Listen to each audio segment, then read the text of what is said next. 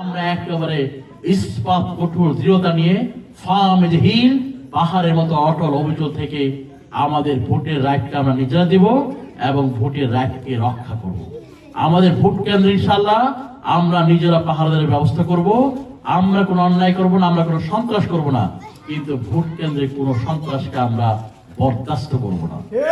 এবং ভোট কেন্দ্রে কেউ আমার ভোট ছিনিয়ে নিতে পারবে না।